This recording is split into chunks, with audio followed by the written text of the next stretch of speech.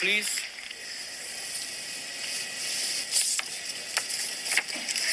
The winner is Out of Africa.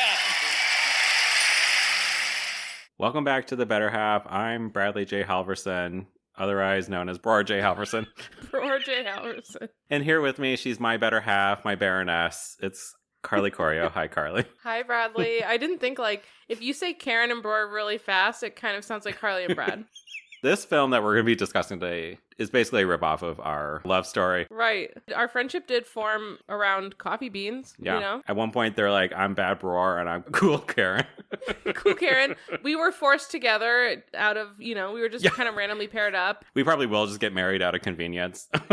Yeah, 100%. Carly, how are you? How's life? Oh, life is good. So sweet summertime is still in full swing. It is. Can't really beat that. I just feel lucky lately, you know? Me too, actually. Yeah? How about you? Yeah, tell me about it. Yeah, I mean, without getting to the nitty gritty, I received some great news at work that has just completely made me do a whole 180, and it's put a pep in my step again. Like I haven't seen that smile in a long time, Brad. I suddenly see colors again and Love. Well, Carly, it's episode 29 and we got a long one. So yeah, this movie almost 3 hours, 2 hours and 40 minutes. Unbelievable. But it's okay. We got each other. So without further ado, we're here today to talk about Out of Africa from 1985, directed by Sidney Pollack. It won Best Picture at the 58th Academy Awards, which took place on March 24th, 1986. Out of Africa, based on a true story, based on the Danish aristocrat Karen Blixen, as she moves to Kenya in 1913 to run a coffee farm. And we explore her journey owning the farm and relationships and good and bad. And lions. And lions, no tigers, no bears. Yeah, no, not even any. Not even the gay sense of bear. Not even the gay guy. Yeah, this is, as we mentioned, a 2 hour and 40-minute movie starring Meryl Streep as our leading lady Karen. And yeah, this is based on a real life woman who wrote this book under a pseudonym, maybe because women couldn't write back then, who knows, but and it's autobiographical. This is her real life experiences and her time living in Africa, and it's set in the early 20th century, so we're kind of heading back to World War I time frame here yet again. Yeah, if I had a nickel for every World War I and II movie we watched. It's unbelievable how often it is, especially World War I, we've done a lot of. So thankfully the war is minor character in this movie, not a leading lady. So yeah, I found it interesting because it starts, obviously we said it starts in 1913, which is before World War I. Imagine a world where world wars hadn't happened yet. Right. You know, they're such big pieces of our history, and so for them not to have happened, I don't know, it was kind of crazy for me to even just think about, because they've always just been a big thing in life. Well, imagine what the Best Picture winners would have been if there was no world wars, and there would be no content for the movies, and no. Oh my god, what would they even make movies about? Right, exactly. They'd all be happy. I don't think the Academy would exist. They would be there's just nothing out there, guys. It's just right. So yeah, we got Meryl Streep, we got Robert Redford. I believe this is our first real introduction to him here in the Best Picture winners. Red. And yeah, it's kind of a big romance, wouldn't you say, Carly? It is. The love story reminded me a lot of The English Patient. Yeah, same. But it definitely had different supporting storylines and stuff, but everything down to the airplane, I was the airplane, the African setting. I mean, in The English Patient, we were in the Sahara, northern Africa. Here we're going to be in East Africa. But yeah, the African setting, the sort of romance, and there's a war sort of plot line happening in the background. Yeah. So yeah, there was a lot of comparisons for me to The English Patient. Yeah, I would be curious to see whether or not this movie was better, goes toe to toe with, maybe subpar to The English Patient. But so yeah. Okay, anything else to set up, Carly, before we get into this? I don't think so. I'm just excited to talk about it. Yeah. So as we begin, we're gonna get a very Meredith Grey sort of voiceover happening over some landscape shots of Africa, which I will say this movie is all practical locations. It was filmed in Africa. I think that is one of its strengths. It's just majestic, beautiful views throughout this entire movie. And the movie basically starts right with it. But this story is being structured as an older Karen is writing a very sad handwritten book about her life. in Africa. So that's the framing of it. And that tells us that she's going to live in this Best Picture winner. So we can breathe easily. Like, oh, thank God. She makes it. She makes it. And she says really her story begins in Denmark. And so Denmark was not a practical location. You could totally tell there was green screens up all around them. Oh my God, it was bad. I was like, is this whole movie, because I knew it was in Africa, obviously I was like, oh my God, we are in for a road trip. Yeah, clearly the budget went to only one location and they did not have the money to go to Denmark. But because Karen here, played by Meryl Streep, she's a Dane. She is from Denmark originally. And Carly, like you said in your recap, she's an aristocrat. Okay, Disney guy. She's an aristocrat. And she tells us that she knows two brothers, and one's her lover, and one's just a really good friend. And these brothers are played by the same actor playing twins, Hans and Bror. The actor's name is Klaus. And this was kind of bizarre, but she literally she approaches Hans. Hans is the one that she's lovers with. He says one unremarkable thing to her, and they've broken up. I did not understand. My first note on this movie is Meryl Streep turned down? Yeah. She basically went to him and was like, let's do this. Yeah. How's the weather? And he was like, oh, it's cloudy. She's like, oh my God. Yeah, it was a weird opening scene. I was like, what's going on? Huh? And as she walks away sad, here comes Roar, played again by the same actor. Bra. And he was like, oh, you didn't even love him anyways. You're just obsessed with being a baroness. These brothers are clearly royalty. I believe they're Swedish royalty. Bror is quick to remind her that you only want to marry my brother because you want to have the title of baroness. And I think that's very clear. She is all about her status and I guess the sort of societal pressure to be married. So her and Bror sit down in front of an obvious green screen to have this conversation. And it's exactly, this was the worst. So bad. I was like, oh my God. And Karen is like, well, what if we got married instead? She was like, you're broke as shit because you're running around whoring around being a slutty slut. And he's like, yeah, that's true. And she was like, and I want the title. I want to be a baroness. So why don't we just get married out of convenience? And it very much was shades of straight woman, gay man. Yeah. Just getting married. But it's really clear that Bror, not family, not gay. I was like, family. Family too. That's what we say in the community. Oh, okay. Is he fam? Yes or no? Anyways. He's not fam. He's not fam. And they agree. And, because she's got the money that he wants and he got the status and the title that she wants. So they're going to agree to get married. Their plan is to move to Africa and start a dairy farm. And so he's going to use her money. He's going to go down there first, get things set up, and then she's going to come on down a few months later. Why? We don't know, because the movie just starts with her on the train in Africa on the way. And supposedly he's already got his operation up and going. So she is down there. But before it can get to him, the train stops. And she is the only passenger on this train that we see. She runs out the back of it. She's very kind of white woman-y. She's very fearful. A bunch of locals are around the train as it stopped. And she's like, no, don't touch that. And she's very a Karen about it. Very white woman-y. She's very Karen. Yeah, I thought that the whole movie. I was like, okay, you kind of are appropriately named. But she's going to meet Robert Redford. His name is Dennis, Denys, a cool way. YS. A cool way. It's like Tinnifer. And he's a big game hunter, and your only clue to this is that he's holding two giant white elephant tusks.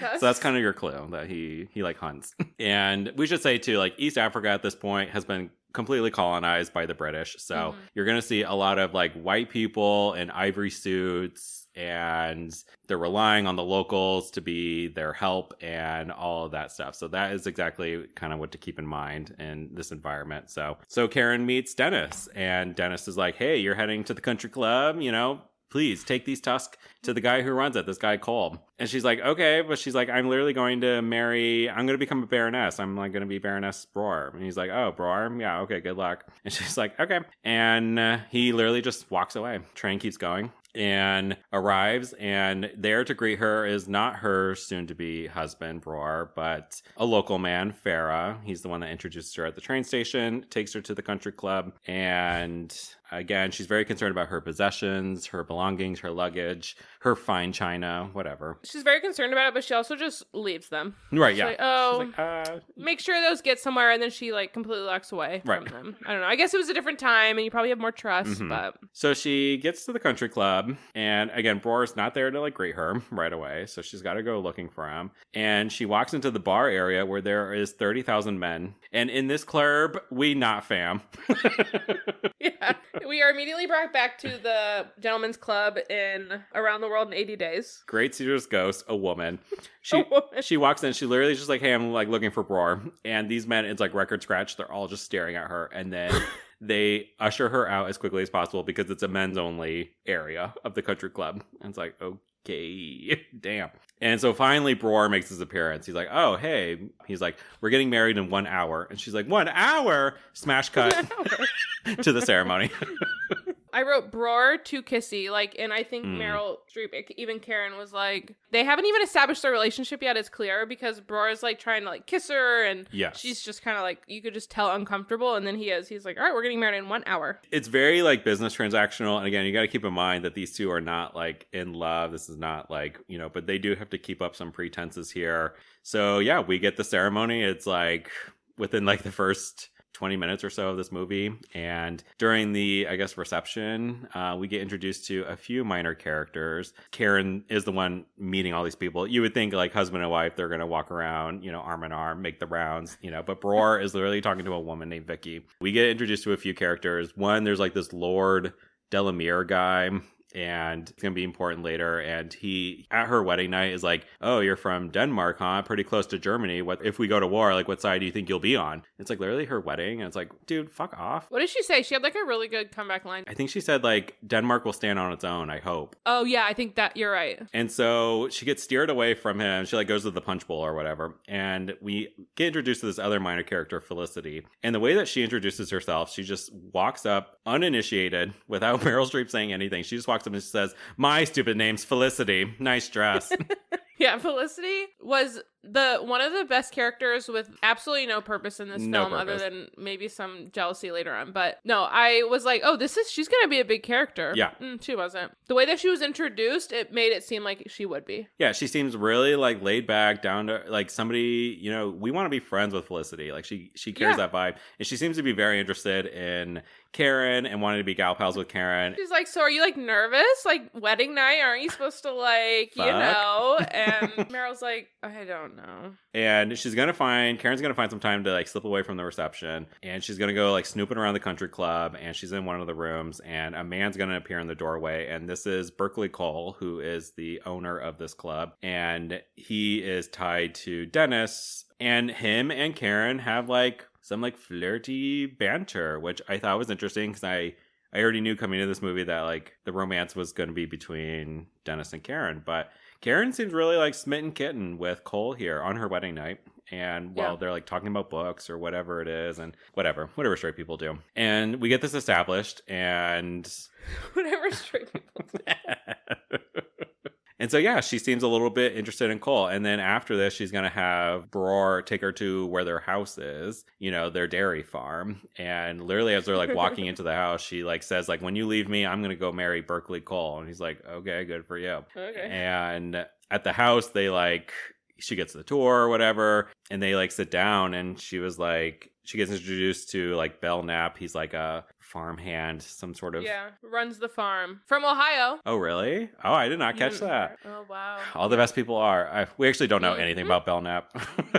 Whatever. He basically made the whole thing successful. Yeah, he worked hard. I forget his motivations, but he was like trying to get out of Africa.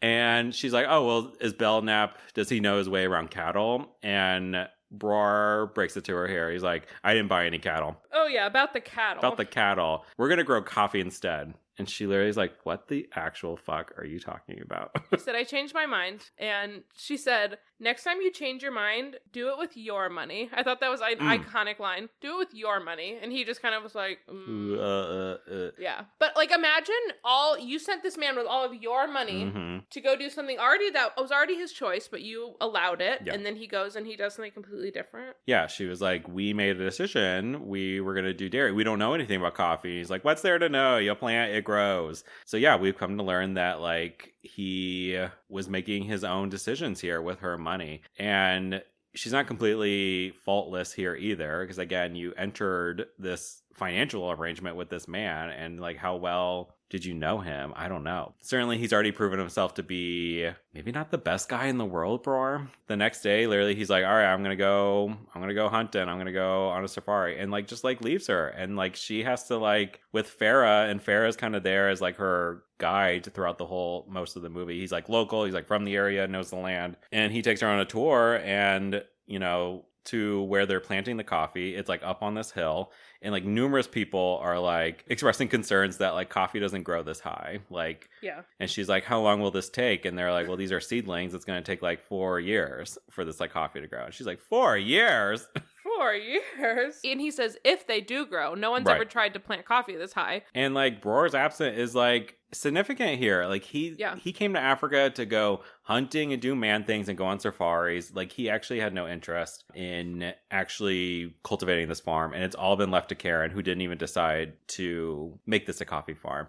And obviously used zero common sense, did zero research. Yeah, and Pharaoh's going to be like, okay, well, you know, there is a local tribe here, the Kikui tribe, and she's going to get introduced to the chief because they're going to rely on his people to be their workers for the coffee farm. And it's their land. They know it best. And this is obviously something like Bror never did. There's no relationship. But Karen's going to go, and Farah's going to be her translator, and she's going to make this initial connection with the chief of the Kikui people. And as she's kind of like leaving, she notices like one of the boys like has this like gross wound on his leg. She like gently prods him to come visit the house for some medicine, and is proven Karen to be empathetic towards these people and wanting to care for them. But in general, though, I think this relationship is like pretty good between Karen and this local tribe. Okay, so like literally Bror is like gone for a few days, and so we're gonna see her like, I don't know, reading a book by a tree.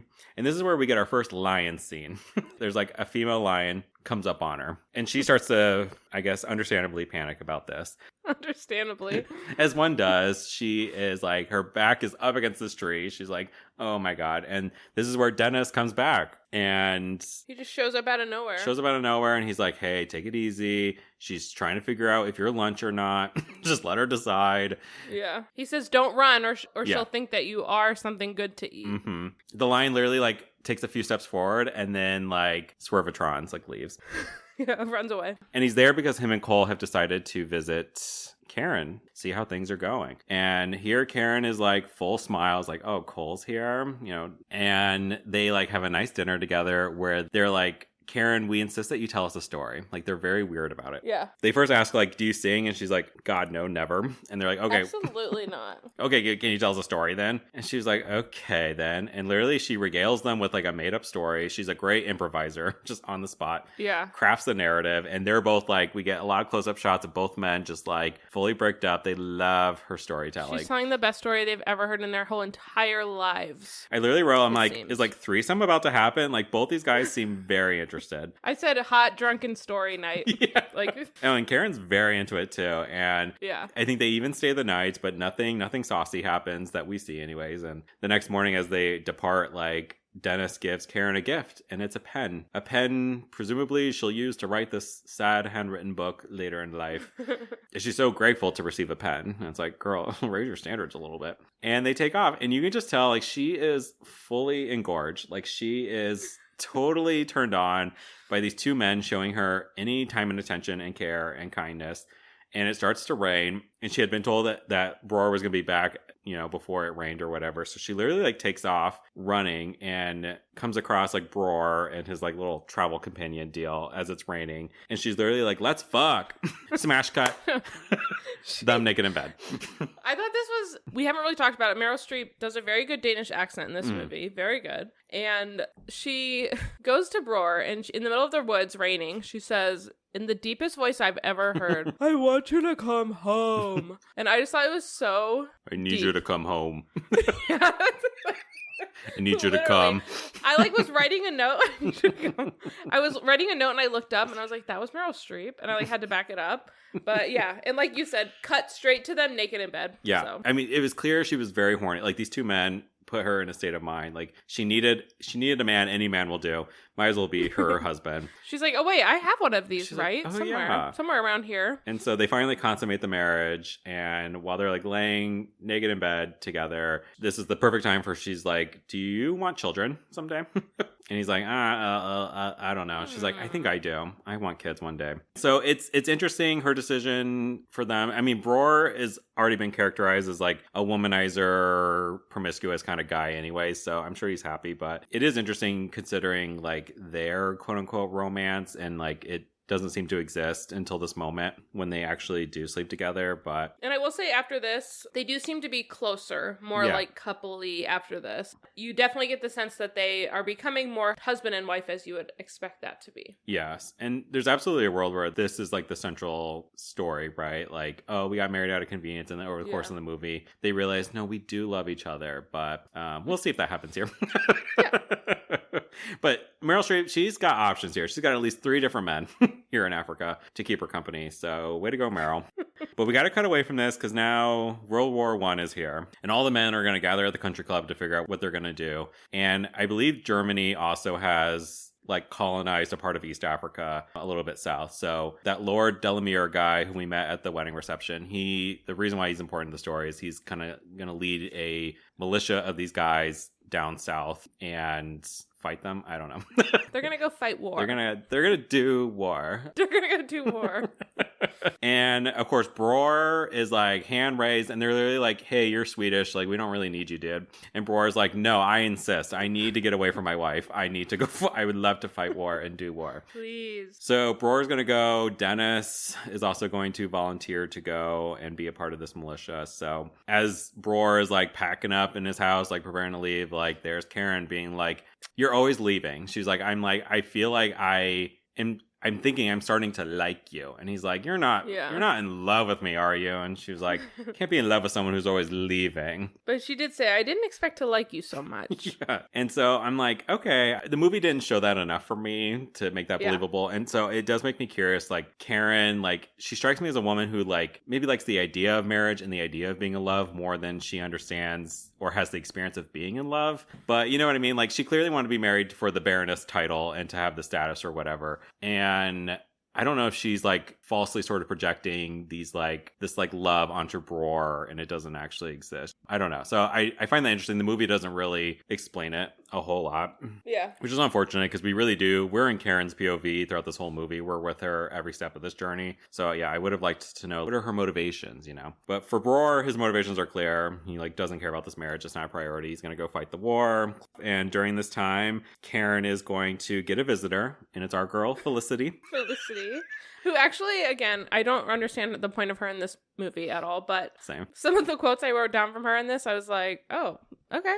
I kind of love it. Yeah, they have like a nice like porch scene between the two of them, and you might have the quotes, Carly, but Felicity's like, I don't know if I like want to be married. I don't know if I even want a man. Like she was reading like classic lesbian to me, honestly, but 100%. I was like, are these two gonna hook up? Like all I was thinking was like bridesmaids, like lesbians. Lesbians. We're all thinking it. Because Felicity's like, I know I'm supposed to want a man, and everybody tells me I have to have one and be married to one, but I don't know if I want that. And Karen's like, I don't even know what Karen says. I know. That's the thing. Like Karen didn't really even react too much. Yeah. And that's what I didn't get. It's a quick scene. But yeah, Felicity says, I don't know much about men. Because she asks how marriage is going. She's like, I can't imagine, being married to a man. She's like, I don't know much about men. I want them to like me, but I also want to be left alone too. And I was like, oh my God, yes. Preach. She is me. We is she. Again, don't know. Unless maybe this is like a reflection of what Karen is seeing. Like she's like, what she could be if she didn't take this marriage. I don't know the point of Felicity, but I was wondering if you were going to skip over this scene because it kind of meant nothing to the plot, but I'm glad you didn't because, I don't know, Felicity kind of deserves her flowers, I was curious about it because, I did wonder if maybe it would strike in Karen's own mind, like, again, what are her motivations? Like, is this really what you wanted? Like, was this the vision that you had in your mind? Because I think she she says it, I think, multiple times in the movie, like, this isn't how I pictured, or this isn't what I thought. And like, you thought you were going to get the dairy farm in Africa, and now it's a coffee, and you thought Bror was going to be there and like help you and be a partner with you, and he's not been there. I wonder, if this conversation with Felicity is reflecting maybe in Karen, like the changes she needs to make in her own mind about what it is that she wants and what's important to her. But that would have been fascinating to explore a little bit more. But that's where the scene ends. And instead, she's going to get another visitor sometime later, this random guy. And he's like, hey, like, your husband, Bror, he needs a wagon of supplies. He needs you to find some white men and to send this wagon to them. They're like at the border of wherever down south. And also, because you're a woman, you need to like head to town. You're not safe out here. Mm-hmm. And Karen's like, go fuck yourself. Nobody tells me what to do. I'm a strong, independent woman. I'm going to bring this wagon of supplies down myself. I don't think she has any expedition experience whatsoever, but she suddenly is leading this caravan down south. Yeah, not an easy one either. It's like a whole montage of like, yes, basically what we saw in the Mutiny on the Bounty on a boat, they're doing it on a bunch of horses and cows. So. Yeah, it's definitely a long segment of the movie. Could have been a little quicker, in my opinion. But the important things is she runs into Cole and to Dennis at one point. They're like aghast. They're like, great Caesar's ghost, a woman. At least Cole really is. He's like, you need to go back home immediately. But Dennis, though, he's like kind of cool, Mom. He's like, this is kind of badass that you're doing this. Okay. And here's your second gift, Karen. It's a compass. Here you go. Yeah, like use it to go. He like, and then it mansplains what a compass is. He's like, you see this little arrow? It kind of points north. You see the little N? It stands for north. You're going to want to go south, though. So follow the S. Definitely don't go that way, but that's what it does. So yeah, Karen was just out there for miles with no compass. And Cole's like, okay, I tried. Okay. Good luck, girl. There's lions out there. Smash cut to that night. The second most important part of this montage. Oh my God. Their camp attacked by lions. Like, and these were real lions. I did Google it. I was like, yes. These were practical live animals. They had some cattle with them that they were bringing down, and the lion's like feasting on this cow that's like laying on its side, being feasted upon. And Meryl Streep, and I think Farrah has been with her this whole journey, but they are literally like whipping and trying to like get this real lion away from them. It was kind of bonkers, batshit crazy. All I wrote, lions attack. How did they shoot this? Like, right. I was like, how? It looked so real. It looked like it was all happening literally within this small encampment that they were in. And I just thought it was really good, however they did it. Yeah, I don't know if you saw this either, Carly, but during the scene, like the lion was like meant to have its like back leg like restrained, so it never got too close. And then after the scene like filmed, there was no restraints, no nothing. And like it got really close to Meryl Streep and she was not happy. They really put Meryl Streep through the ringer in this movie. Wow. Yeah. And so she makes it to Bror and he's like, what are you doing? You're a woman. How dare you? And it's just like, the words you're looking for are thank you, bitch. And he's like, oh, you're right. How about this? Why don't we go celebrate in my tent? Why don't we go do it? Why don't we go fuck? She's like, okay. Okay. She's like, I did just fend off lions and now I'm fully engorged. That was so hot of me. Well, it was funny. She like shows up and of course she's been like on this, big expedition there and back. Her hair's wild. Yeah. Her hair is wild. She looks a mess. And all these men kind of look at her like, what happened to you? And Bror even says like, you changed your hair. And she's like, yes. And I just feel like her hair was like a character throughout this whole movie. So they have sex in the tent. And then, the next day, Karen's like, okay, I guess I'll go home using her fancy new compass. And when she returns home from the supply run, again, the men are still out fighting the war, blah, blah, blah, blah, blah. But Karen, she's not feeling too good. She's feeling a little hot. Sick. And she goes to the doctor and the doctor turns around and he's like, syphilis.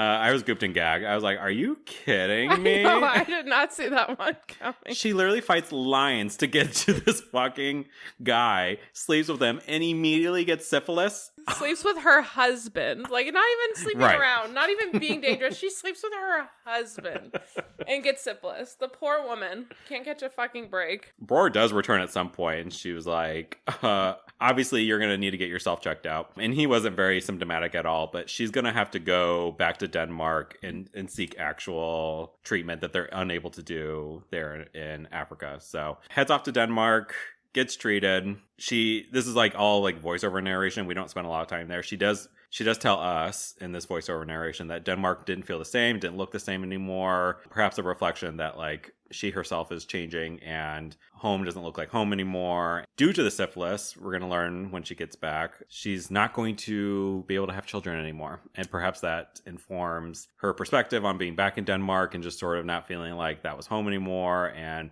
when we see her get back to Africa, we don't even know this information right away, but we see suddenly she's very invested in setting up a school for the Kikui tribe and for their children. And the chief says like, okay, but puts like a height marker up and he's like, only the children below this marker can learn from the school. He literally just swings an axe at this piece of wood and he's like, all right, anyone above this cannot learn how to read. Anyone below it can learn how to read. Because basically they're no use to him. They can't work, so. Yeah, he, as the chief, he needs to be the most knowledgeable. So if they are taller than him and they know more than him, then he will be like taken out. I don't know. But yeah, she gets really invested in the school thing, and Bror, of course, is useless to her. And I don't know, the movie doesn't really explore too deeply what her not being able to have children anymore and what that really means for her. Again, another thing that she had in her mind, something she desired, and it's not her reality anymore. It's like another thing that's like, this isn't how I pictured it. She and Bror kind of have this like conversation when they get back. Yeah. Like Bror picks her up from the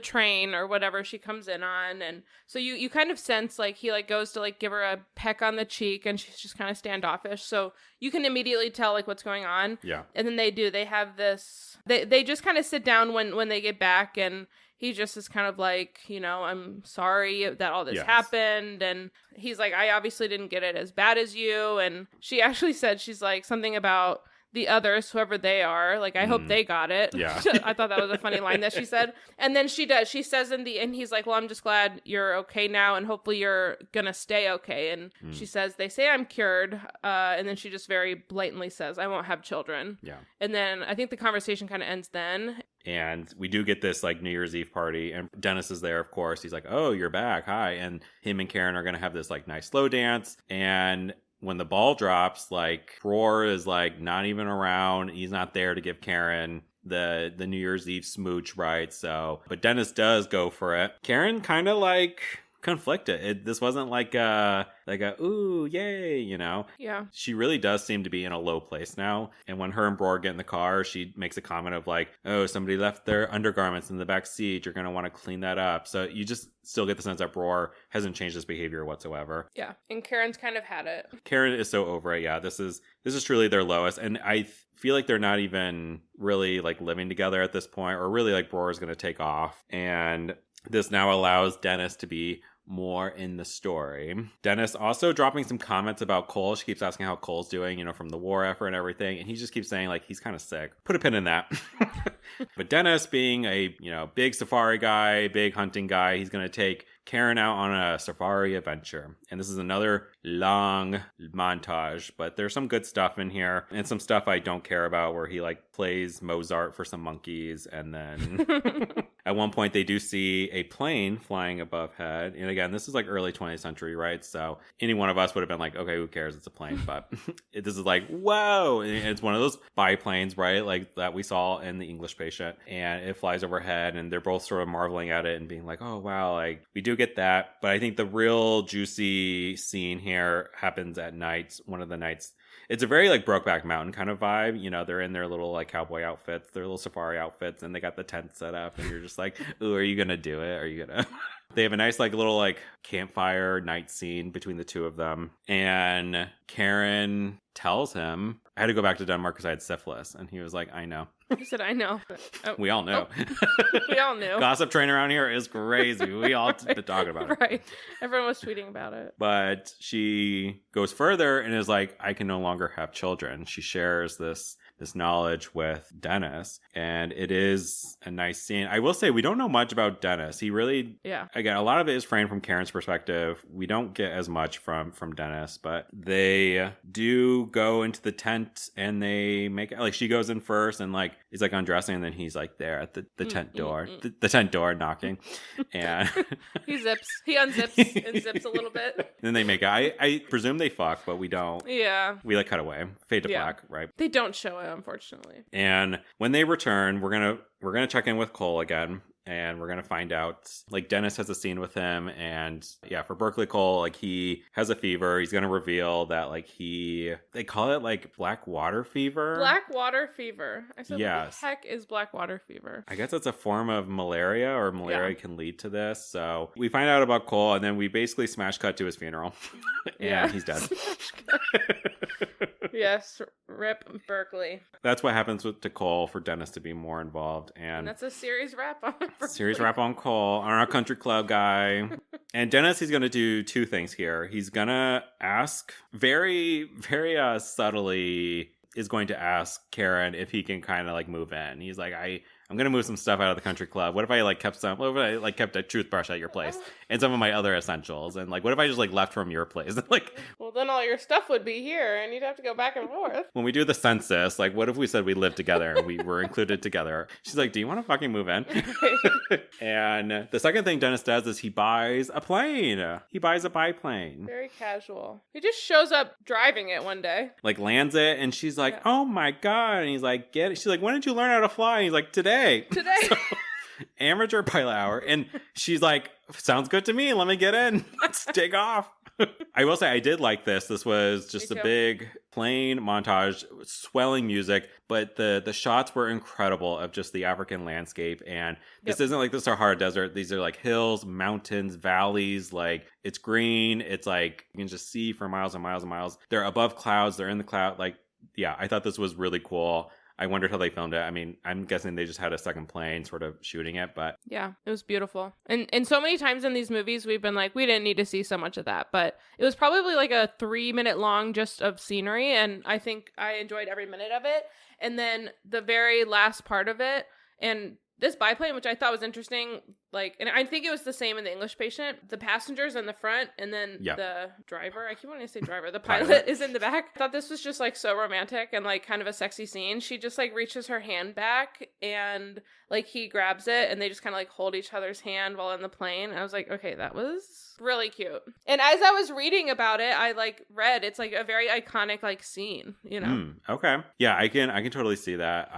Because Out of Africa, I mean, we didn't say it at top. This is not a movie I know anything about or have heard. I don't think it's like, you know, in 2026, like, I don't ever hear this movie being referenced or talked even about. Even like the name of the movie. Like, so many of these movies, I've heard of. One Flies Over the Cuckoo's Nest, but I've never seen it, you know? But yeah, had never even heard of this movie. Never heard of it. So after driving Miss Karen, he drops her off and...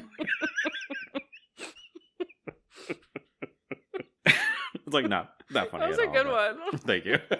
Indicative of this plane ride, Karen and Dennis are really like, they seemingly are like falling in love, or certainly Karen is. Like, their romance is furthering here. But for Karen, she's gonna have some other real life things start to creep up in terms of this coffee farm and needing a profit. Basically, she has like a business meeting. I don't even know who this guy was. Like whoever she's gonna like turn this money over to, but he makes it pretty clear what the stakes are. Like, if this coffee farm isn't successful, like, we, the British people, we're gonna take back that land. And she was like, what about the Kukui tribe though? It's like, it's their land. Like, we're the ones that like took it, and they're like, we're gonna push them somewhere else. Like, we're gonna take over that entire land, and we're gonna do with it as we will. Earlier in the film, they were asking, the guy who like runs everything, the farm, was like, how many acres do we want to do? We have 1,000 acres. And she was like, I don't know, like, let's just start with 500. And so this scene, this guy, I think he was some kind of like finance auditor guy, whatever, but he's like, you have 500 acres of crops. Like, what do you do with the other 500 acres? And she said, the Kikuyu live there. Mm-hmm. And he's like, well, why don't you kick them off? And she says, because they live there. And I thought that was a very big piece of that conversation too, because, and it continues into the end of the movie, and she's always been a big like supporter. Like, from the moment she arrived at the farm, she's been like almost like a mother support figure to this tribe, especially when she came back and found out she can't have children. That's where all of her energy lies, and she feels this like mothership toward this tribe. So I liked that part of the conversation. And we breeze over some of these parts too, but like, you know, the boy who had the wound on his leg, like, she got him to go to a hospital and it got better. And she's like, found him a job at the farm and paying him wages. She's built this school. The chief eventually relented and allowed like anyone of any height to learn how to read. And so this is the ways in which Karen is giving back. And the movie also could also be concerned too of like, how much are we veering into the sort of the white savior sort of complex and like building her up to be that. But I really feel like the film handles it pretty well, and that Karen like it's not over the top. She's just very clear from start to finish that like she is respectful of these people, and she's also very clear on like they were here first, it's their land. So I appreciated the movie including that. But yeah, so pivoting back to the romance of it all, Bror is going to show back up. They've not been living together, so this syphilis thing really got in the way of their beautiful love that never existed. But Bror is going to show up, and he's like, I want a divorce. I met a hot rich girl, and I want to marry her instead. And Karen's like, okay, done. Yeah, whatever. So with Bror out of the picture, we're going to get this, like, I think a very interesting and pivotal beach scene. So they're out the beach at night, and between Karen and Dennis, and Karen's like, I'm a single lady now. Why don't we make this thing for real? You know, we didn't know much about him, but now we're going to learn. He's like, yeah. About the marriage stuff. About the marriage thing. He rejects it. Yeah. Flat out. And his perspective really is like, he really doesn't believe in the idea of marriage. He very much is like, no, I don't think you have to be married. I don't think a piece of paper should have to declare your love. Like very much putting forth that argument. And fundamentally, these two people cannot be on the same page. Like Karen can't see it from his perspective, and he can't see it from theirs. And this really does kind of put a stopper on the relationship because, yeah, Dennis just is kind of against he's like all about sort of rejecting the status quo and not conforming. And from what we know of Karen, that's all, you know, she just wants to be married to be Baroness, and like, so that she's a woman who is married and not a woman who is unmarried. So it's like a bummer. And it's a thing where, like, at least for me looking at it, there's no like in the wrong here. Right. Like Karen does kind of bring up, like, she like asks him like, oh, when you go on some of your trips, like, are you always going on a safari or are you doing other things? And he's like, I'm doing other things sometimes. Like, I think pretty much hinting that like he's also been seeing other women, and I think she's triggered by this because of how Bror treated her. Huge trust issues. She says, when you go away, you don't always go on safari, do you? And he just says, no. She says, you just want to be away. And he said, it's not supposed to hurt you. And she said, it does. It does. And I thought that was really big. And I think it's interesting, and you kind of hinted at this too. Like, I don't think either of them are wrong. And I think this whole movie really is about, in a way, it's about like where you get your like power and purpose from. And I feel like she gets it from like titles in a way, you know, and I think through the character arc of her, I think this fizzles, but she very much wants the title, wants the official stuff, whereas he values freedom and values, you know, and I think that's maybe like part of the Felicity was like a woman who does value that freedom, kind of like Dennis. And I think this conversation was big on that because you can see they both love each other, but it's like, you know, and this is, I feel like, a very common like trope, like you know, I don't want to get married. I do, you know, I feel like it's very common, but like for it to happen back in the early 1900s, I feel like is a whole other thing too. Now I feel like it's more against like the government establishments and all of that. But I don't know. I thought this was a very interesting spin on this love story. She says something and he's like, see, that's what I'm talking about. He says, I don't want things that don't matter. He said, I want things that don't matter not to matter. So that's another big thing is like things that matter to her, maybe because of her trust issues, you know, maybe just because of being a woman, like who knows, but like he just doesn't want that, I guess, responsibility. And she wants to make sure that he is responsible, but he doesn't want that responsibility. So I think it absolutely is just one of those things where you realize, like, just fundamentally want different things. I think sometime later, like, they have another discussion where Dennis says, like, well, I'm planning to take Felicity out on a safari trip. Oh, right. And this really sets Karen off of being like, oh, so you're going to fuck Felicity? Right. He's like, I do want you. You are who I'm interested in. Never actually is, like, confirming that he's, like, into Felicity or that he has any sort of romantic notions, but for Karen, it's like in her mind now, she's like, oh, so you're gonna, you know, you took me on a safari. This is just what you do to all the girls then, huh? And she kind of like kicks him out of the house. Like she kind of is like, that's it. Final straw. Yeah. And I think that's when that line came up when he was like, I just want things that don't matter. Because I think he brought it up. He was like, Felicity and I had talked about going on a safari, but I assume you wouldn't like that. And she was kind of like, you assumed right. I don't like that. And so that's when he's kind of like, see, this is what I'm talking about. Like, it doesn't, like, we're just going on a safari. Like, I want things that don't matter not to matter.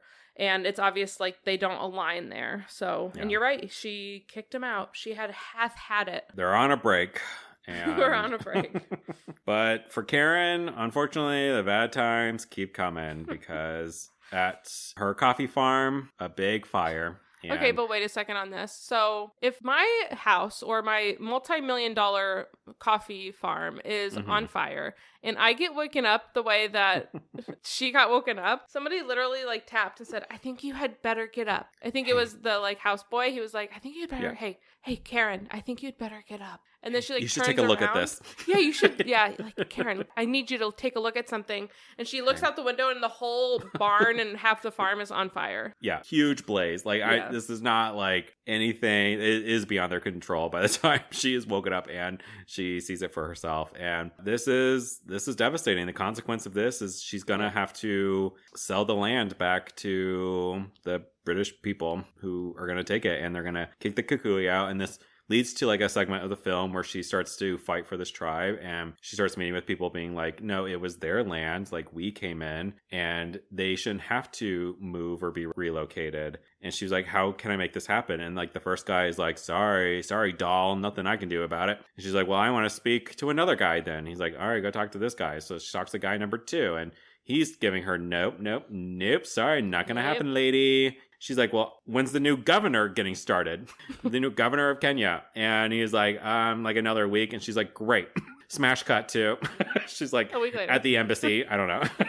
And gets FaceTime with the governor. And where most people are just like shaking his hand and moving on, she gets down on her knees. Like he initially is like, oh, we'll talk about it later. We'll try. And she gets down on her knees, and it's another record scratch moment. Everyone's like, they're like, you're embarrassing yourself, woman. And sitting next to this governor is his wife, who's watching this interaction happening. But she literally, like, on her knees, begged for the Kukui people. And very much from the perspective of, this is their land and we took it. Like, the least you can do is find them somewhere to live. Like, they can no longer live on my land. She has to sell it. And she's like, please, do this for me. Do this for them. And he's just kind of like, The guy's like, okay, I'll look into it.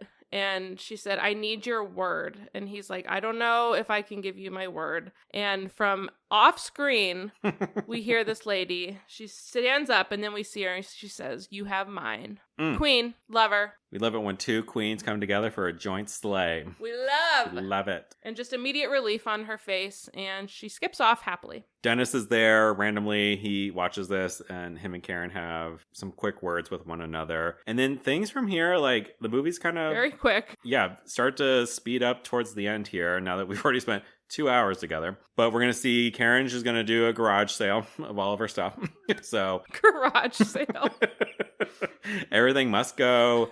She has a very sweet moment with Farah. Remember, he's kind of been her guide and really her friend this whole way through. He's like asking, like, can I go with you? Like, wherever she's going next. I just thought that was like a sweet moment between the two. She sells herself. We're next going to see her like in her empty house, and Dennis arrives. And Dennis is basically like, it's you that I want, babe.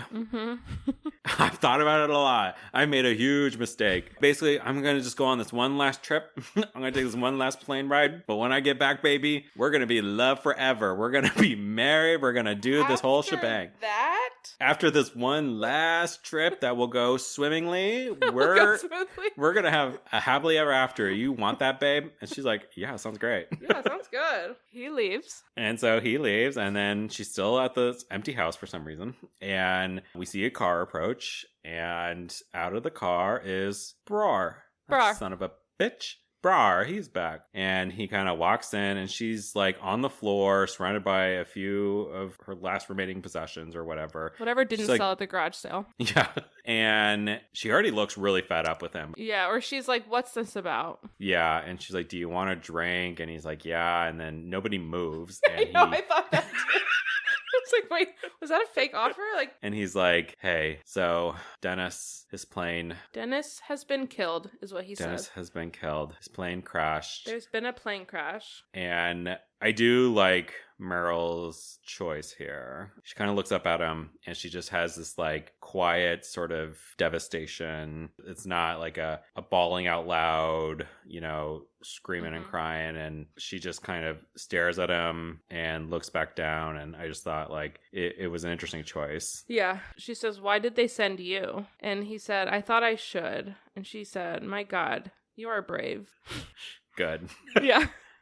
I liked it. But yeah. I think, but yeah, you're right. I mean, these two that obviously have this history, and I just thought, I agree. She could have like just bawled, but she didn't. She just kind of was very somber. And later we do see some emotion, but I did. I thought it was a very beautiful scene for what it was. Yeah, and we're gonna smash cut to his funeral, and and I believe so during the their safari montage, or maybe it was a little bit afterwards, but they have this like picnic scene between Dennis and Karen, and she starts it by saying like, "If I get eaten by some lions someday, like bury me over here. It's so beautiful here." Yeah. And I believe he is actually buried in the same spot that she had pointed that out earlier in the film. Yeah, because they're kind of like up on this hill and you can just see for miles and miles around them. Like, yeah, we have this funeral. And again, this is where she has some of that emotion, but Karen gives the eulogy. She's like reciting some poetry, I believe. And it's like the single tear down the cheek. I don't know, Carly, if you noted anything from the eulogy or anything, but yeah, I did write down one line. She said,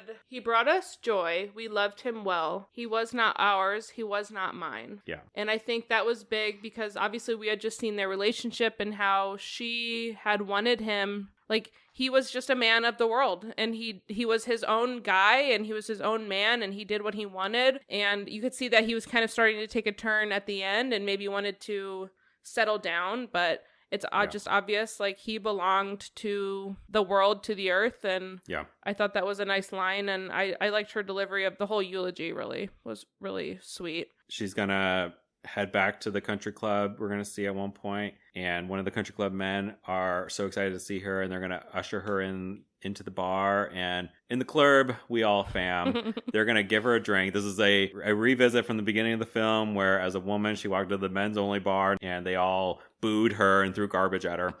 And now all these 30,000 men who are in the bar, they're all there again. This time, have a drink. It's on us. Let's toast to you, Karen. Like, she clearly had an impact on this community and became like a beloved figure. Respected. They toast her. It's a sweet moment. And as she's kind of like heading towards the train station because she's getting out of Africa, and she does have one last moment with Farah and to say goodbye. And she gives Farah the compass, and she also kind of like mansplains the compass to him. She's like, "Okay, when you see the little arrow and the N stands for north." And Farah is really touched by the compass, and we start to get the Meredith Grey voiceover narration to close out the movie, and we're back to like old Karen writing the book or whatever. And she said that like Farah recently sent her a letter and said that like, I don't know if it was every year or just like lions came and they visited Dennis's grave like to the spot, and they like visit it often. And so we actually see it on screen. We see like the male and female lion like literally walking there, and they kind of like plop down, and we get some like text on the screen that says like Karen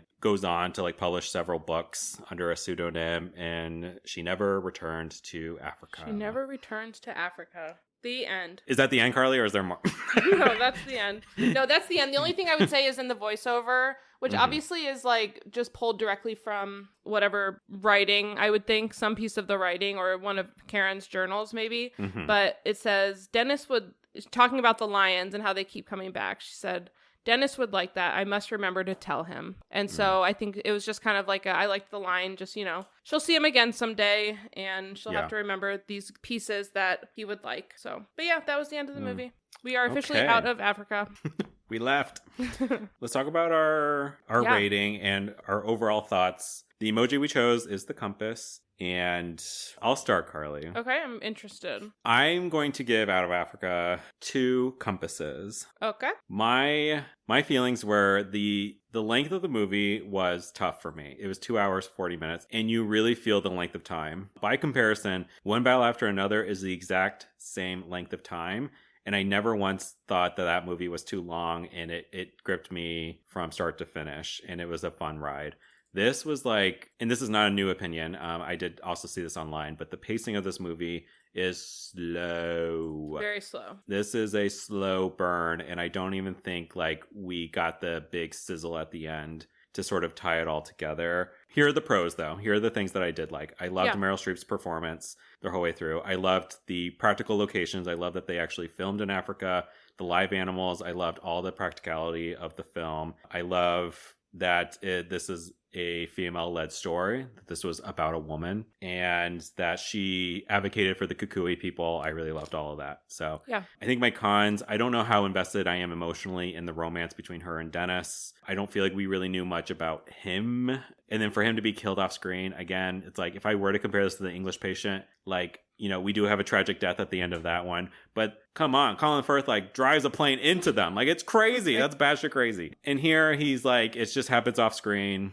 Ultimately, I kind of feel like the story, this woman's experience, the real Karen, this is a unique experience. You never would imagine. As a white woman, here she is. She lived, I imagine, a few years in Africa, maybe longer. I'm not sure how long ultimately she stayed, but I don't know if there was much there in terms of like this story needing to be told. And I can appreciate a slow pace in a book, but when you're adapting it to film, I think it has to be a little zippier, zanier. So some segments were just very long. I think that's ultimately, I landed at a 2 because I'm just not super passionate about it. But there is good things and about the film, certainly, but it's not a very broadly coded story. So this is also like my bias as well of like, I would never naturally gravitate towards this movie. No.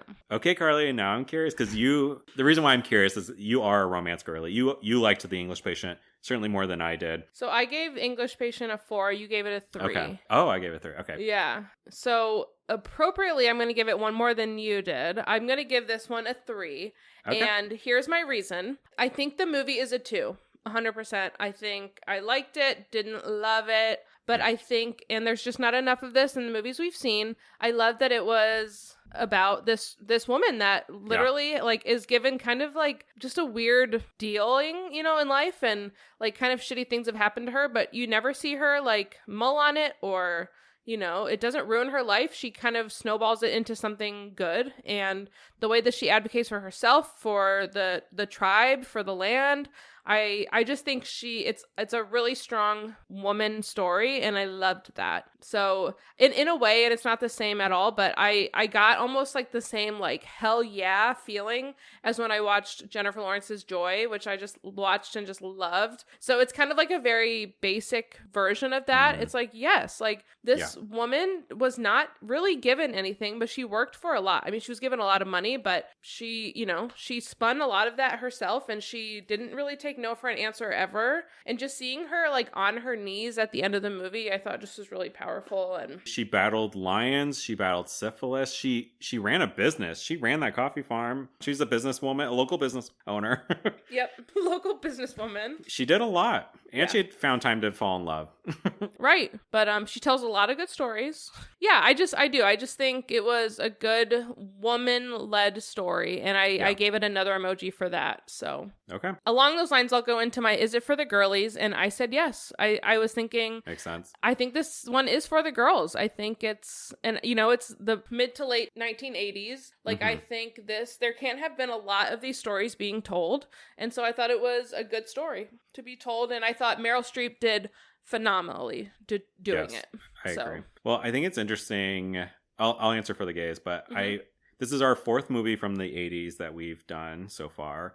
And just looking at it as a decade of films, not so much Platoon, but I would say Terms of Endearment, Driving Miss Daisy, and this film, this decade seems to be kind of characterized by female-led stories so far. You know, obviously we haven't completed the full decade, but we've talked about with the 70s, which we've dipped our toe into being sort of this like ultra-violent, gritty, you know, masculine sort of decade. And this seems like the pendulum swung the other way for the 80s, where we kind of get more like PG-rated, family-friendly, not so dour. Again, Platoon aside, I think Platoon's the anomaly here. Yeah. Those 3 films, Terms, not to say like tragic things didn't happen in Terms or like in some of these other movies, but they all have a kind of similar tone and vibe to them. I don't know if you feel the same, Carly, but yeah, I feel like it's a decade for the girlies, honestly. And they're lighter films. Yeah, I would agree. I will say thumbs down for the gays. I was kind of hoping Bror was going to be like the gay best friend, but that did not turn out to be even remotely true. And we really didn't even see any shirtless. Well, I guess, obviously the tribe, they don't wear a lot of clothing, but the leading men, we didn't really see any Robert Redford chest, maybe a little bit. That's a clear thumbs down for me. A clear thumbs down. Do you want to guess the Rotten Tomato score? Oh, yeah. I'm going to go with the year it came out, 85. Is that too low? It's too high. Oh. You're not going to be happy about this, Carly. I should have known. You gave it a 2. It's got to be like 65. You're still high. Oh my gosh. Okay, what is it? Out of Africa received a 62% on Rotten Tomatoes. That is ridiculous.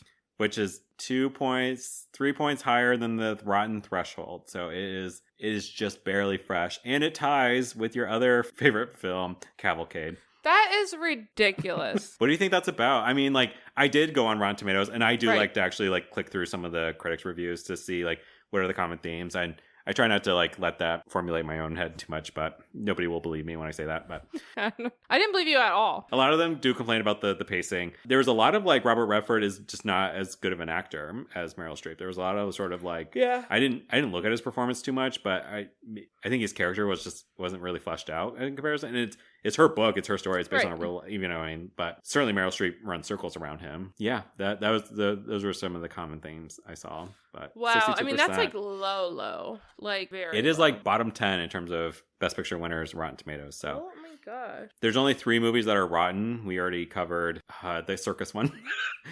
The best show, greatest show on earth. So we do have 2 more that are in the Rotten Club, but right above that threshold is Cavalcade and Out of Africa. Like they are, even Around the World in 80 Days got like 70%. Cannot agree with that one single bit, but. And I would agree. I think it is a little too low for the Rotten Tomatoes. Just okay. To put on, no one will believe me. But no, I don't believe you, but thank you for saying that. Because I don't think it's below Around the World in 80 Days. Like in my ranking, this movie's higher. Right. But yeah, let's talk about it. I think with you giving it a 3, me giving it a 2, I think it naturally lends my eye to the C and D tiers. I'm not 10 toes down on that. I'll just tell you where I think it goes. Yeah, I have my spot in mine too. I think you'll disagree, but I have it in D tier in the second spot. So between All the King's Men and Driving Miss Daisy, yeah, I went back and forth about like, did I like this more than Driving Miss Daisy? And I think there is more here in the story. But I know you're not an All the King's Men girly, so. And that's just it. I, at first, had it between the 2, and then I said maybe I'll even put it above All the King's Men. So I can meet you in the middle and do D tier below All the King's Men. No, let's put it above. I'll concede you. Are you sure, Brad? Yeah, I'm fine with that. You're always doing stuff for me. No, you say that, but I know. I think it's the opposite. It is. I really do. I'm just kidding. So top of D tier? I think it's a good D tier leader, front line leader. I would agree. Yeah, I feel good with that. So our director is Sidney Pollack. I'm not very familiar.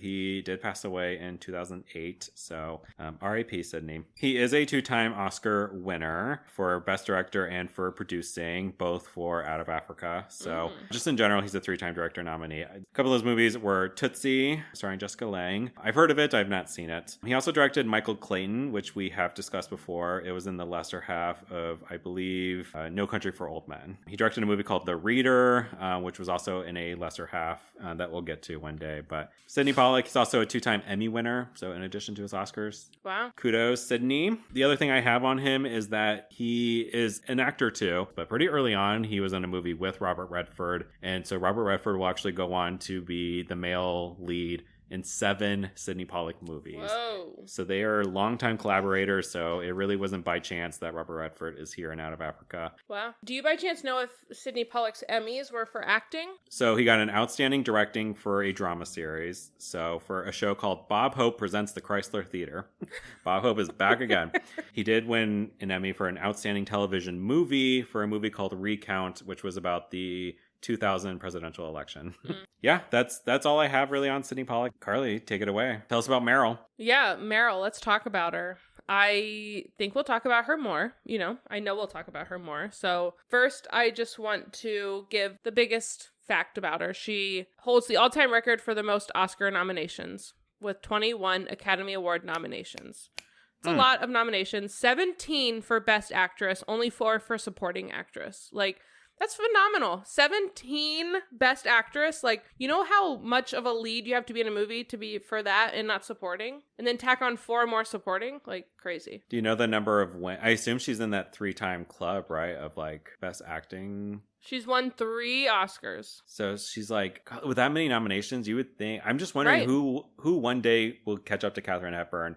Who gets that 4th one? Who like ties it with her? And you would think with that many noms, it would be Meryl here, but you would think. She was nominated for an Oscar before she even turned 30. So like, imagine at our age already having been nominated. Can't imagine. There's also, though, there was a list of movies I found where people believe she was snubbed, wins and nominations. So a little bit of both. That was the big thing. Like I said, I know that we will talk about her more.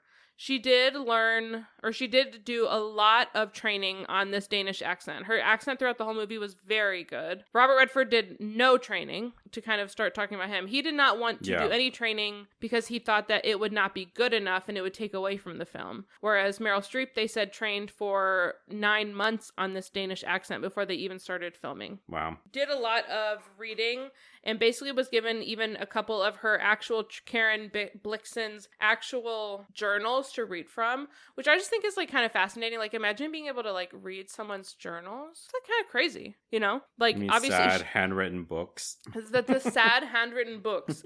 And I just do. I think like something like that's so personal, and it's weird just like after someone passes or leaves, like they just become these things that like people read and want to learn about. And I don't know, it's always been just kind of weird to me to think about. So that's Meryl. I mean, I also was looking into Meryl's highest grossing film of all time. What do you think it is? Her highest grossing film, trying to think about big blockbusters.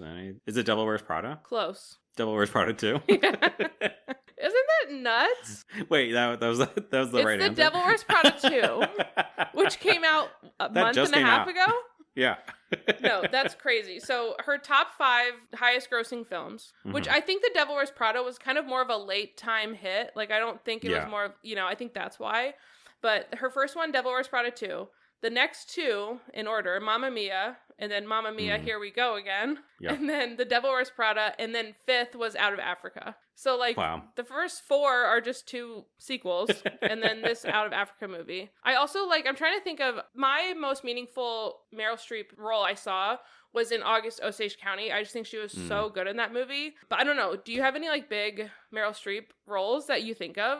I just feel like she's so iconic. Like, everyone has a movie you think of. Yeah, for me, it's basic, but it is The Devil Wears Prada. Yeah. That's where my mind goes to first. I have been really enjoying her. She's been a recurring character on Only Murders in the Building, and I have been enjoying her a lot on there as well. I liked her in Big Little Lies, too. You know, she's kind of at that point in her career where she can just, like, have fun and, like, do stuff and, like... just do whatever. Yeah, and people are like, oh, we got Meryl Streep to do this? You know, I feel like that's, like, just kind of where we are in her career, and so it's, like, a fun time. I don't know, and then her just iconic, like, clapping at the Oscars and, like, you know, pointing up at the stage. I just feel like she's just, like, truly Hollywood icon. So then Robert Redford. Well, here's this actor. Here's this actor. Y'all know Meryl Streep? Yeah. Well, here's this guy. Here's this guy.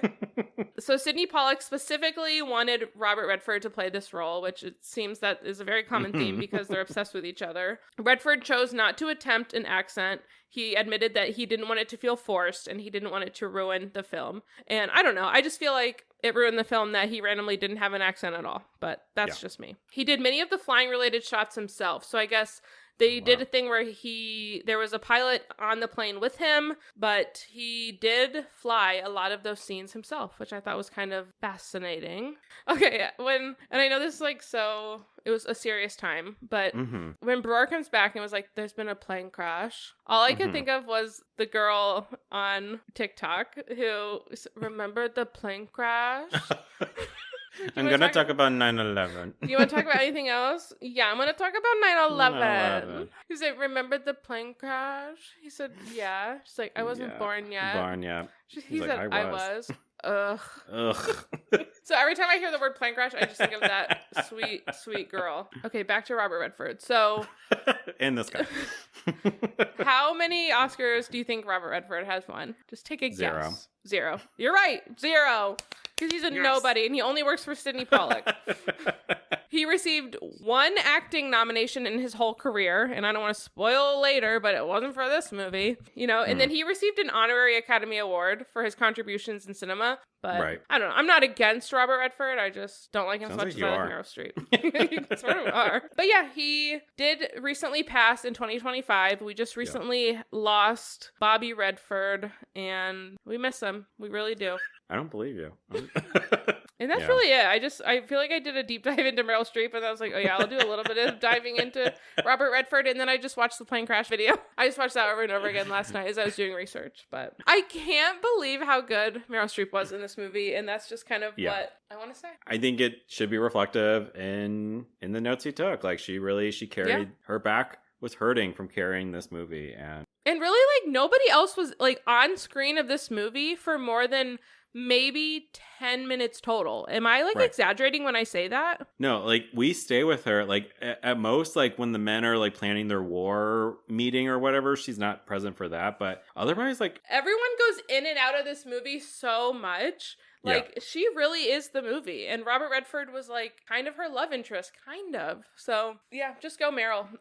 Of course, I've always liked Meryl, but this was probably the first time, this in August Osage County, that I'm like, that was a fucking good acting job. Yeah. But, yeah, thanks for letting me just talk about her. She is a friend of the pod now that we've talked about her. So, all right, well, let's close out with the 58th Academy Awards. This was hosted by a trio. We have Alan Alda, Jane Fonda, and Robin Williams. R.I.P. Robin Williams. And we also have a trio that presented Best Picture. John Huston, whose daughter is Angelica Houston, who's actually going to win an Oscar at this Oscars. And then a man named Akira Kurosawa. He is a Japanese director, prolific. I do not know much about him. And then the third gentleman is Billy Wilder, the director of The Apartment, Some Like It Hot. We love him. We love him. Friend of the pod. Friend of the pod, Billy Wilder. So they presented Best Picture. They took about 30 seconds opening the envelope, so I really had to trim that down for the intro. All right, let's talk about the lesser half. 5 films in total, including Out of Africa. But first one is The Color Purple. This is directed by Steven Spielberg, starring Whoopi Goldberg and Oprah. It comes into the evening with 11 nominations, tied with Out of Africa for the most. And it takes home 0 wins. 0? Not a single fucking win. I've never seen that movie, but I've seen the play on Off-Broadway, and it is a really good story. I just can't believe it's kind of an iconic movie and story, so I can't believe it won 0. But yeah, and you got Steven Spielberg. I mean, like, he just recently had Disclosure Day coming out in theaters. Like, he's a titan in Hollywood, right? And so, yeah, people look to this as like one of the most famous, shocking shutouts of Oscars history. Wow. The next movie, I have heard of this title. I just don't know what the movie's about, but it's called Kiss of the Spider Woman. He was with my mom. Something like that. He was in the Amazon with my mom as she was researching spiders right before she died. That has to be the plot of this movie. It's just Madam Web prequel. Kiss of the Spider. This had 4 nominations. It takes home 1 win, and that's for Best Actor for William Hurt. R.I.P. Next movie is called Prizzi's Honor. It has 8 nominations and only 1 win, and that is for Angelica Houston for Best Supporting Actress. And then the final film is Witness. I believe this is Tom Cruise. No, it's Harrison Ford. I'm a failure. That's a big difference. It had 8 nominations and 2 wins. It wins in original screenplay and editing. So let's talk about Out of Africa. Again, 11 nominations. It takes home 7 wins. So it's the big winner of the night. Wow, 7 for 11? That's pretty good. Of course, wins in Best Picture, Best Directing for Sidney Pollack, Adapted Screenplay, Art Direction, Cinematography, Scoring, and Sound. And it loses in Best Actress for Meryl Streep. A robbery. Robbery. Wait, to whom did she lose? She lost to a woman named Geraldine Page. And I did not. I do have a note about Geraldine Page. She had been nominated 8 times for Best Actress and lost every single time. And this was her 1 win. Oh my God, they just felt bad for her. And they gave her a standing ovation, and it lasted 2 minutes. Shut up! Oh my God, So- let's just stick the knife into Meryl Streep and keep turning it for 2 minutes. Imagine like how long you just have to like keep that fake smile. And then you have And to then keep Charlie laughing. Chaplin came out and they gave him I'm just kidding. Yeah, Carly hates standing ovations. Okay, Geraldine Page won for The Trip to Bountiful. It wasn't even Yes. nominated for Best Picture. Right, not in the lesser half. So, Wow. yeah, she beats out Whoopi Goldberg, Jessica Lange, and Meryl Streep in this category. So, That's like a bunch of really big actresses. yeah, Geraldine is just that good. It's not fair, you know? You love Meryl Streep? Well, here's Geraldine. Okay. Geraldine. It also loses in Best Supporting Actor, so Robert Redford not nominated, but Klaus, the man who played Roar and his twin brother Hans, he up. was nominated but did not win. Did not win. I was Yeah. going to say he won. No, he lost to a guy named Don Ameche for Cocoon, also not in the lesser half. So, Wow. Oh, weird Oscars. The 80s were weird. and it loses in costume design and editing. So, yeah, no acting wins for Out of Africa. Wow. Well, yeah. I mean, if it wasn't Meryl Streep, it's no one. A few of my other notes. Amy Madigan is nominated in Best Supporting Actress category. I bring her up because we just recently saw her be nominated for Weapons and win at the most recent Academy Awards, the Wow. 98th. And they talked about how this was like the longest gap between her first and her second nominations, and this was her first You're nomination. so right. I remember that. Yeah. I'm glad you thought about that. This Academy Awards got a 25% on Rotten Tomatoes. They hated it. Oh my God. They partly because the color purple didn't win any. People were not happy about that. There was also a bit of a tragedy. A woman named Sarah Cunningham backstage suffered an asthma attack, and at the hospital she died. So she died, dude. God. She died, dude. God. Somebody died at the Oscars? Somebody died at the Oscars. And that is our 29th episode, our 29th movie, Carly. Are you ready to head into our 30s? 29? Yes, I would love to be in my 30s. Well, we can now exclusively reveal our 30th movie is Birdman. Birdman. The bird. He's a man, but he's also a bird. Also a bird. I can't wait. A newer movie. More our time. Yes, I have seen this once, so I will be revisiting it. I've not, but I have seen a lot of birds. I'm a fan of birds and men. Men. No, we will be hanging out with Emma Stone, and it's about time we brought her into this podcast officially. Future friend of the pod, Emma Stone. Yep. So join us next time as we head to the 2010s. So right before Carly and I met. So I can't wait. And Bradley, I love you. Love you. Bye.